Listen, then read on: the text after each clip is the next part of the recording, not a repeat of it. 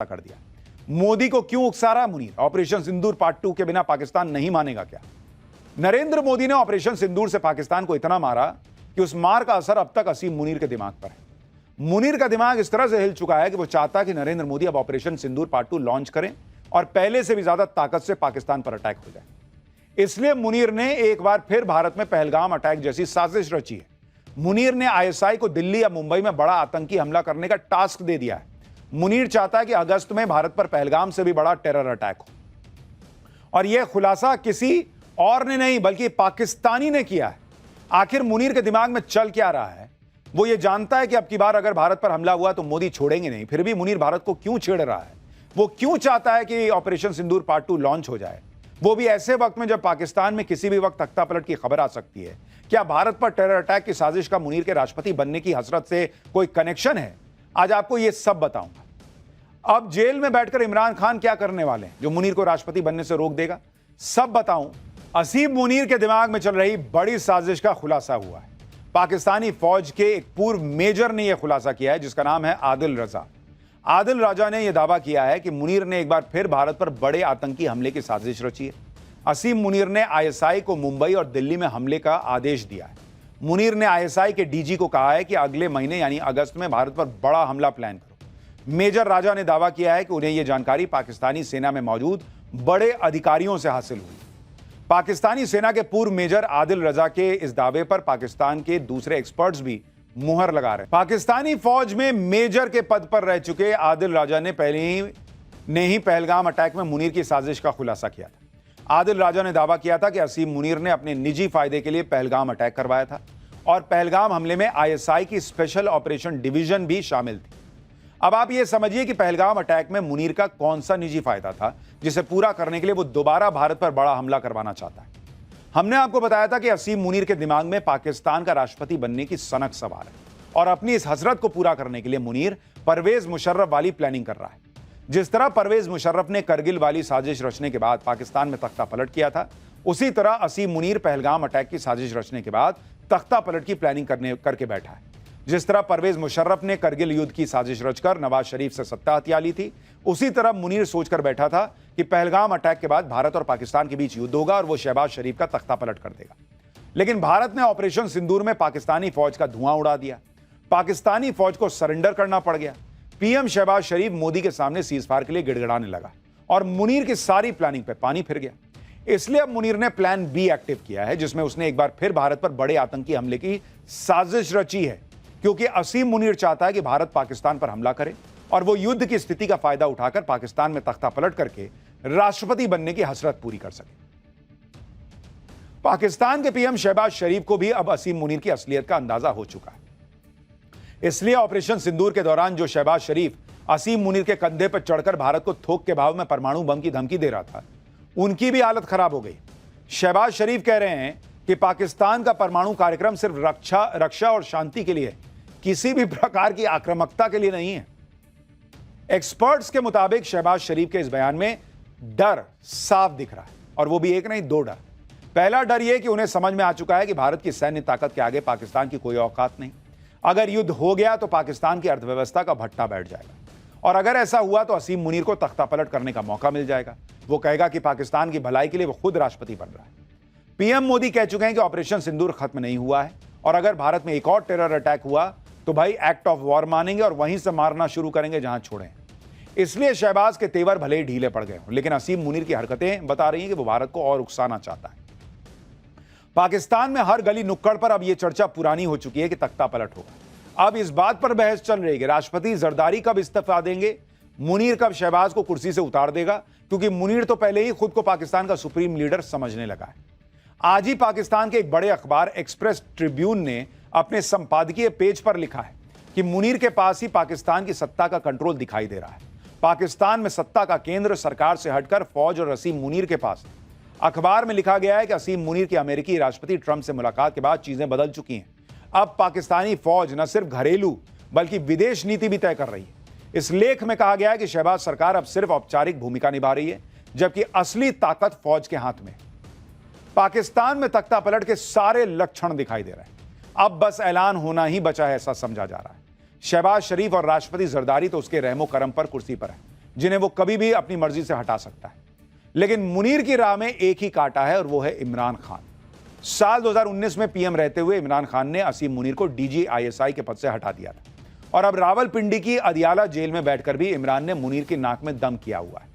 अब इमरान खान की पार्टी पाकिस्तान तहरीक-ए-इंसाफ यानी पीटीआई ने ऐलान किया है कि वो इमरान खान फ्री मूवमेंट शुरू करेगी। इमरान खान को जेल से छुड़वाने के लिए 5 अगस्त से पीटीआई देशव्यापी आंदोलन शुरू करेगी। इसी से डरकर असीम मुनीर ने जेल में इमरान खान के किसी से भी मिलने पर पाबंदी लगवा दी है। पीटीआई का आरोप है कि इमरान खान को जेल में परिवार तक से मिलने, यहां तक कि किसी से बात करने की भी अनुमति नहीं दी जा रही। असीम मुनीर को डर लग रहा है कि इमरान खान की गिरफ्तारी के बाद जो आंदोलन ठंडा पड़ा था, अगर उसने एक बार फिर तेजी पकड़ ली तो उसकी उम्मीदों पर पानी फिर सकता है। इसलिए वो किसी भी कीमत पर इमरान खान की रिहाई की आवाज को दबा देना चाहता है। लेकिन इमरान खान फ्री मूवमेंट में अब इमरान खान के 2 बेटों की एंट्री हो गई। पीटीआई के मुताबिक लंदन में रहने वाले इमरान खान के बेटे सुलेमान और कासिम पाकिस्तान आने वाले हैं। ये दोनों इमरान खान और जेमिमा गोल्ड स्मिथ के बेटे हैं, जन्म से ही ब्रिटिश नागरिक हैं। खबर तो यह भी है कि इमरान खान के दोनों बेटे सिर्फ अपने पिता को आजाद करवाने के लिए पाकिस्तान नहीं आ रहे, बल्कि सुलेमान और कासिम पाकिस्तान की राजनीति में भी एंट्री कर सकते हैं ताकि इमरान की गैर मौजूदगी में उनकी पार्टी में नेतृत्व संकट को खत्म किया जा सके। पाकिस्तानी संविधान के अनुसार चुनाव लड़ने के लिए देश का नागरिक होना जरूरी है, इसलिए इमरान के बेटे ब्रिटिश नागरिकता छोड़ने पर भी विचार कर रहे हैं। इस खबर ने असीम मुनीर के साथ साथ शहबाज शरीफ की भी नींद उड़ाई हुई है। भाई, इमरान खान के बेटे गिरफ्तार हों ना हो तो वक्त बताएगा, लेकिन एक व्यक्ति जो गिरफ्तार हुआ है उसके बारे में बताता हूं और उसका नाम है छांगुर बाबा, जिस पर खुलासे हो रहे हैं। अतीक अहमद आईएसआई पाकिस्तान तक से क्या कनेक्शन निकल आया। छांगुर बनाना चाहता था इस्लामिक देश। हिंदू राष्ट्र की बात करने वाले बागेश्वर बाबा ने कैसे धागे खोल दिया, अब इसका चैप्टर खोल रहा। नरेंद्र मोदी ने ऑपरेशन सिंदूर से पाकिस्तान को इतना मारा कि उस मार का असर अब तक असीम मुनीर के दिमाग पर है। मुनीर का दिमाग इस तरह से हिल चुका है कि वो चाहता है कि नरेंद्र मोदी अब ऑपरेशन सिंदूर पार्ट 2 लॉन्च करें और पहले से भी ज्यादा ताकत से पाकिस्तान पर अटैक हो जाए। इसलिए मुनीर ने एक बार फिर भारत में पहलगाम अटैक जैसी साजिश रची है। मुनीर ने आईएसआई को दिल्ली या मुंबई में बड़ा आतंकी हमला करने का टास्क दे दिया है। मुनीर चाहता है कि अगस्त में भारत पर पहलगाम से भी बड़ा टेरर अटैक हो, और यह खुलासा किसी और ने नहीं बल्कि पाकिस्तानी ने किया है। आखिर मुनीर के दिमाग में चल क्या रहा है? वो ये जानता है कि अब की बार अगर भारत पर हमला हुआ तो मोदी छोड़ेंगे नहीं, फिर भी मुनीर भारत को क्यों छेड़ रहा है?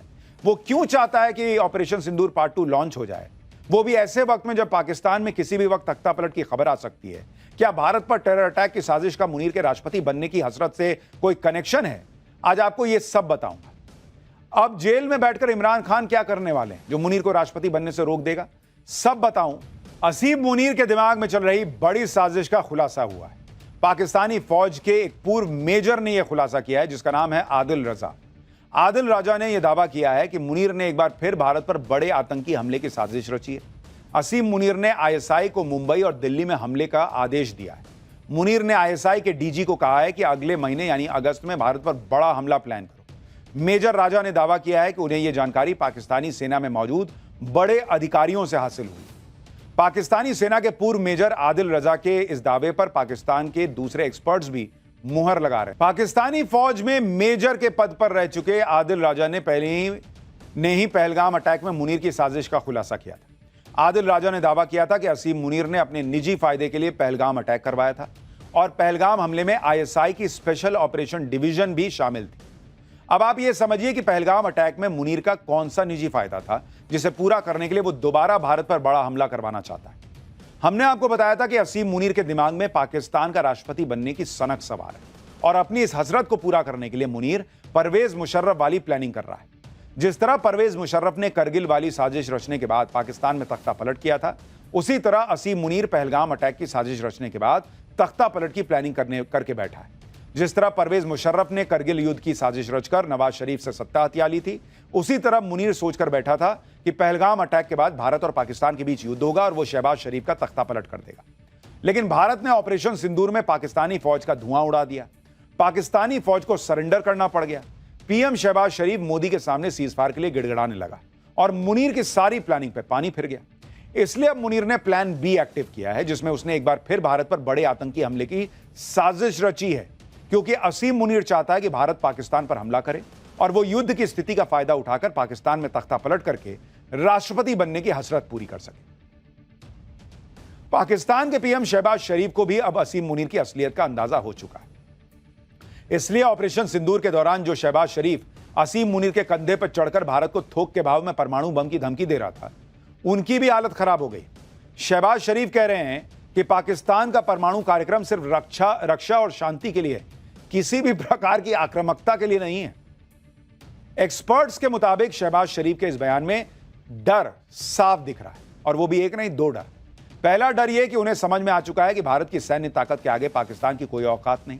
अगर युद्ध हो गया तो पाकिस्तान की अर्थव्यवस्था का भट्टा बैठ जाएगा, और अगर ऐसा हुआ तो असीम मुनीर को तख्ता पलट करने का मौका मिल जाएगा। वो कहेगा कि पाकिस्तान की भलाई के लिए वो खुद राष्ट्रपति बन रहा है। पीएम मोदी कह चुके हैं कि ऑपरेशन सिंदूर खत्म नहीं हुआ है, और अगर भारत में एक और टेरर अटैक हुआ तो भाई एक्ट ऑफ वॉर मानेंगे और वहीं से मारना शुरू करेंगे जहां छोड़े। इसलिए शहबाज के तेवर भले ही ढीले पड़ गए हों, लेकिन असीम मुनीर की हरकतें बता रही हैं कि वो भारत को और उकसाना चाहता है। पाकिस्तान में हर गली नुक्कड़ पर अब यह चर्चा पुरानी हो चुकी है कि तख्ता पलट होगा। अब इस बात पर बहस चल रही है कि राष्ट्रपति जरदारी कब इस्तीफा देंगे, मुनीर कब शहबाज को कुर्सी से उतार देगा, क्योंकि मुनीर तो पहले ही खुद को पाकिस्तान का सुप्रीम लीडर समझने लगा है। आज ही पाकिस्तान के एक बड़े अखबार एक्सप्रेस ट्रिब्यून ने अपने संपादकीय पेज पर लिखा है कि मुनीर के पास ही पाकिस्तान की सत्ता का कंट्रोल दिखाई दे रहा है। पाकिस्तान में सत्ता का केंद्र सरकार से हटकर फौज और असीम मुनीर के पास है। अखबार में लिखा गया है कि असीम मुनीर की अमेरिकी राष्ट्रपति ट्रंप से मुलाकात के बाद चीजें बदल चुकी हैं। अब पाकिस्तानी फौज न सिर्फ घरेलू बल्कि विदेश नीति भी तय कर रही है। इस लेख में कहा गया है कि शहबाज सरकार अब सिर्फ औपचारिक भूमिका निभा रही है, जबकि असली ताकत फौज के हाथ में। पाकिस्तान में तख्ता पलट के सारे लक्षण दिखाई दे रहे हैं। अब बस ऐलान होना ही बचा है, ऐसा समझा जा रहा है। शहबाज शरीफ और राष्ट्रपति जरदारी तो उसके रहमो करम पर कुर्सी पर है, जिन्हें वो कभी भी अपनी मर्जी से हटा सकता है।